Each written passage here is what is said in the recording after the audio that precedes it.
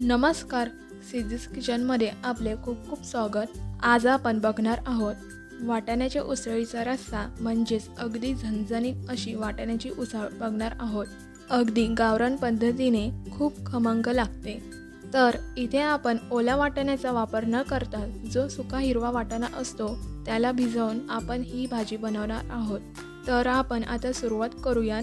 तर त्यासाठी इथे मी हिरवा सुका वाटाणा रात्रभर भिजू घातला होता, किंवा तुम्ही 5 ते 6 तास याला भिजवला तरीही चालेल। तर अशा पद्धतीने मी हा हिरवा वाटाणा घेतलाय। याच प्रकारचा पांढरा वाटाणाही येतो, पण आज आपण इथे हिरव्या वाटाण्याची उसळ करणार आहोत। तर त्यासाठी वाटाणा भिजवून घेतल्यानंतर याला स्वच्छ धुवून घ्यायचंय, याच्यातलं पाणी काढून घ्यायचं। तर आता एक प्रेशर कुकर घेऊयात, 2 ते 3 टेबलस्पून तेल ह्यामध्ये घालूयात, कढीपत्ता, आणि मग आपण बारीक चिरलेला कांदा घालूयात। इथे मी एक मध्यम आकाराचा कांदा बारीक चिरून घेतलाय।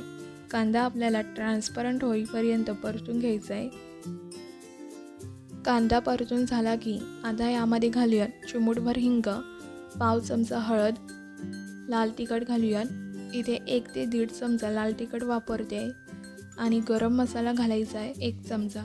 तर लो फ्लेमवरच हे मसाले 1 मिनिटभर परतून घ्यायचे आहेत। आणि यामध्ये घालूयात बारीक चिरलेला टोमॅटोही आपल्याला छान मऊ होईपर्यंत परतायचं आहे।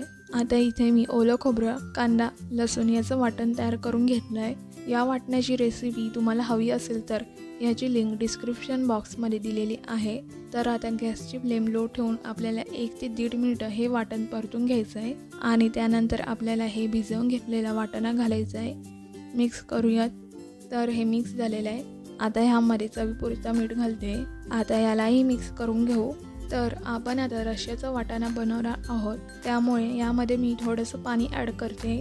पाणी ॲड करून आपण कन्सिस्टन्सी चेक करायची आहे। तर जवळपास 2 ग्लास मी इथे पाणी वापरलेलं आहे। तुम्हाला जशी कन्सिस्टन्सी हवी आहे तेवढं तुम्ही पाणी घालू शकता, आणि ह्याला झाकण लावून ह्याच्या 2 शिट्ट्या काढून घेऊ।